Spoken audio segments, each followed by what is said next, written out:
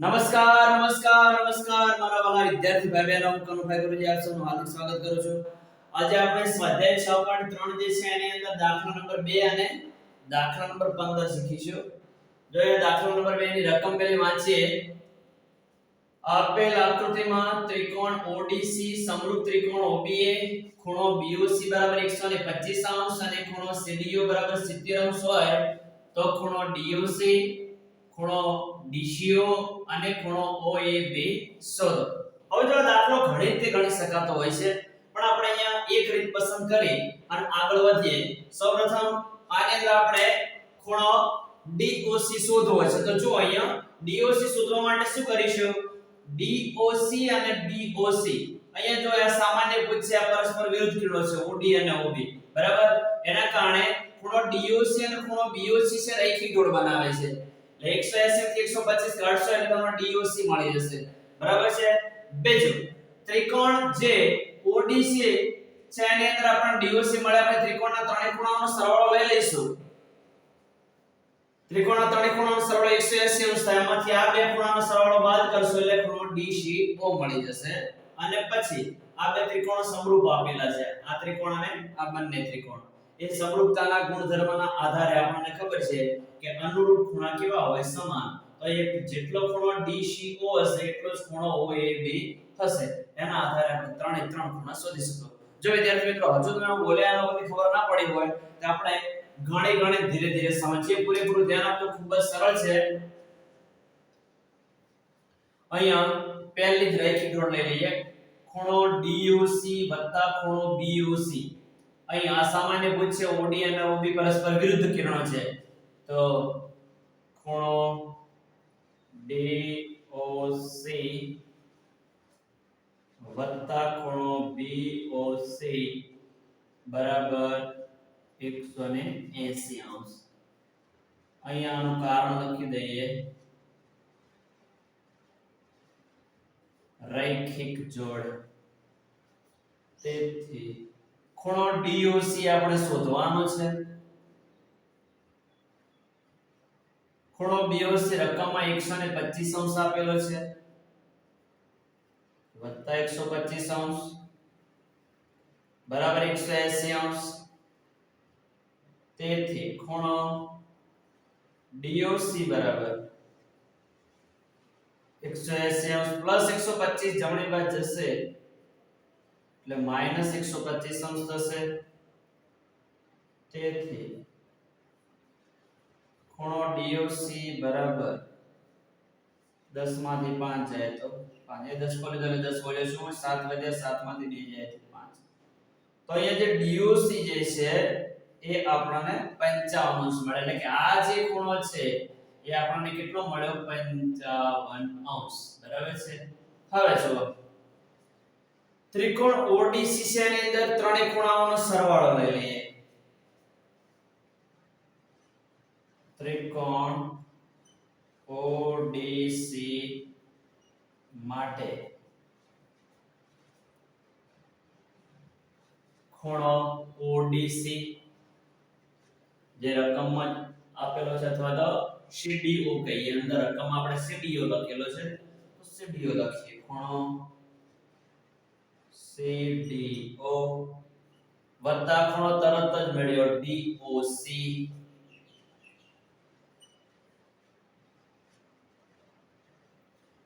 વત્તા જે ખૂણો મેળવવાનો છે એ DCO આ પ્રશ્ન ચિહ્ન વાળો ખૂણો બરાબર 180 અંશ. હવે અહીં આપણે CDO નું માપ રકમમાં આપેલું છે 70 અંશ તો CDO ની જગ્યાએ લખી દઈએ 70 અંશ. DOC આપણે તરત જ શોધ્યો 55 અંશ વત્તા ખૂણો DCO આપણે શોધવો છે બરાબર 180 અંશ. 70 માં 55 ઉમેર દો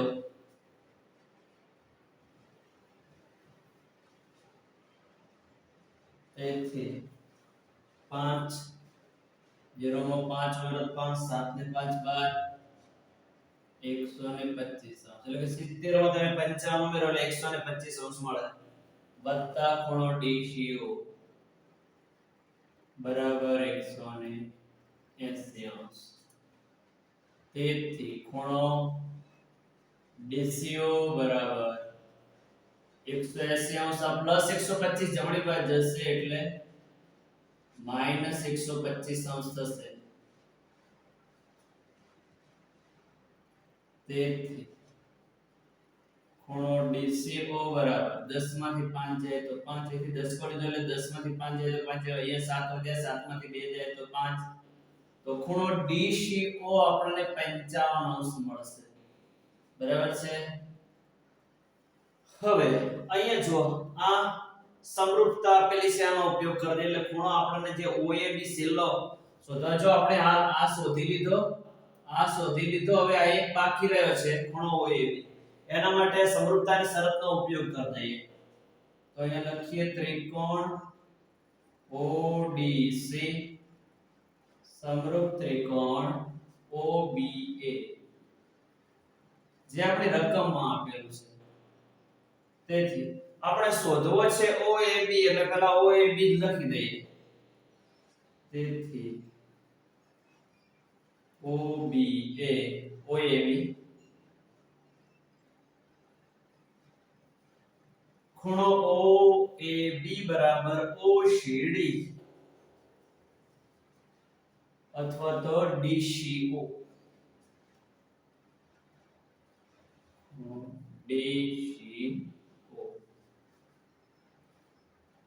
હવે DCO તો આપણી પાસે શોધેલો પડ્યો છે ખૂણો OAB DCO 55 છે તો OAB પણ કેટલો હોય 55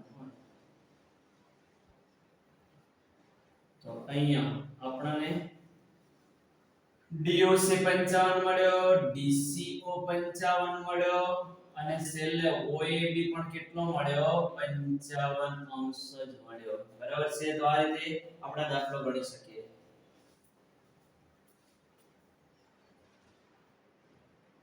દાખલા નંબર 15 એક 6 મીટર ઊંચા શિરોલંબ વાંસનો જમીન પર પડતો પડછાયો 4 મીટર લાંબો છે. એ જ વખતે એક મિનારાનો પડછાયો 28 મીટર લાંબો છે. મિનારાની ઊંચાઈ શોધો. હવે અહીંયા એક જ સમયે પડછાયા આપેલા છે એટલે આ જે બંને ત્રિકોણો છે એની અંદર જે અહીંથી BC સાથે ખૂણો BCO બને છે અને આ ઉચ્છેદ કોણ કહેવાય. આપણે પ્રકરણ 9 ની અંદર આનો અભ્યાસ કરીશું ઉચ્છેદ કોણ એટલે શું. આની અંદર જે ખૂણો QRP અથવા તો PRQ છે એ પણ ઉચ્છેદ કોણ થશે. જ્યારે સૂર્ય અહીંયા હોય તો એ સમયે આ બંને ખૂણો ACB અને ખૂણો PRQ આ બંને ખૂણા સમાન થશે. બરાબર છે.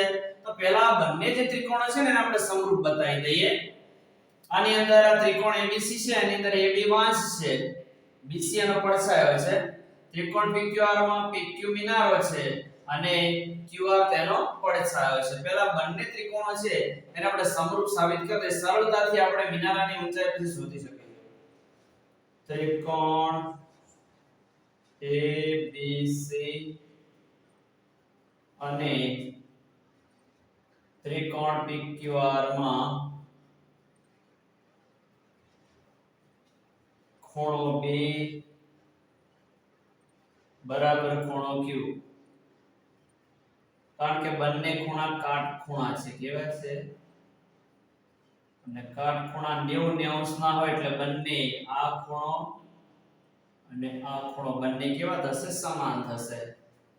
પછી મેં હમણાં વાત કરી એમ ખૂણો C અને ખૂણો R જે છે એક જ સમયે બનતા ખૂણા છે એટલે એ પણ સમાન થશે. અહીંયા ખૂણો C બરાબર ખૂણો R અહીંયા લખી શકીએ આપણે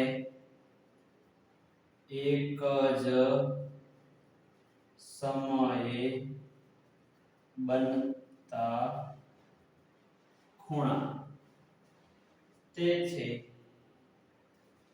ત્રિકોણ ABC સમરૂપ ત્રિકોણ PQR. જો અહીંયા B અને Q સરખા છે, C અને R સરખા છે, તો A અને B આપોઆપ સરખા થવાના છે. અને આપણે આ બંને ત્રિકોણો છે અને કઈ શરત પ્રમાણે સમરૂપ સાબિત કર્યા? તો ફક્ત બે જ ખૂણા સરખા બતાવ્યા છે. તો અહીંયા આપણે ખોખુ શરતનો ઉપયોગ કર્યો છે. કઈ? ખોખુ શરતનો. હવે બે ત્રિકોણો સમરૂપ હોય તો એની અનુરૂપ બાજુઓ કેવી હોય? સમપ્રમાણ હોય, એટલે કે એમના ગુણોત્તર સરખા હોય. તો એ જે આપણો નિયમ છે એનો ઉપયોગ કરી નાખીએ. તો AB ભાગ્યા PQ, AB ની અનુરૂપ બાજુ કઈ થશે? PQ. પહેલા બે અક્ષર AB ની અનુરૂપ બાજુ થશે PQ. તો અહીંયા લખીએ તેથી AB છેદમાં PQ બરાબર. હવે પહેલો અક્ષર છોડી દો. BC ને અનુરૂપ થશે QR, BC ને અનુરૂપ થશે QR. તો અંશમાં BC છેદમાં QR. આપણી પાસે જે કિંમતો છે અહીંયા મૂકી દઈશું. AB છે આપણી પાસે 6 મીટર છે, તો ત્યાં 6 લખી દઈએ. PQ આપણે શોધવાના છે. PQ મિનારાની ઊંચાઈ છે જે આપણે શોધવાની છે. BC જે છે આપણી પાસે 4 છે. QR 28 છે. હવે તો આ સાદુરૂપ તમે ગમે તે રીતે તમને અનુકૂળ આવે રીતના આપી શકાય, પણ આ જ પ્રકારની થિયરીની અંદર મેં અગત્યના પરિણામો સમજાવ્યા. એની અંદર એક ઉલટ પ્રમાણનો નિયમ સમજાવ્યો છે કે બરાબરની બંને બાજુ તમે ઉલટાવી દો, વ્યસ્ત કરી દો તો પરિણામમાં કોઈ ફરક ના પડે, બંને પરિણામ સરખા જ રહે. તો 6 છેદમાં PQ છે એના વ્યસ્ત શું થશે? PQ છેદમાં 6. ડાબી બાજુ ઉલટાવો તો જમણી બાજુ પણ ઉલટાવી જ દેવાના. 28 ઉપર લખો, 4 નીચે લખો, બરાબર. એટલે સરળ થઈ જશે એકદમ. હવે ફક્ત આ 6 ભાગાકારમાં છે, અહીંયા જાય એટલે ગુણાકારમાં જશે.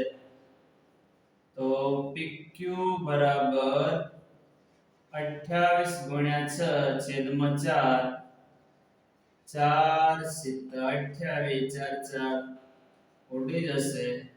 તેથી PQ બરાબર 7 6 42 મીટર. તો આ જે છે આપણને મિનારાની ઊંચાઈ મળે. બરાબર. છેલ્લે થોડુંક આ વાક્ય લખી દેવાનું અહીંયા. તેથી મિનારાની ઊંચાઈ 42 મીટર છે. તેથી મિનારાની ઊંચાઈ 42 મીટર છે.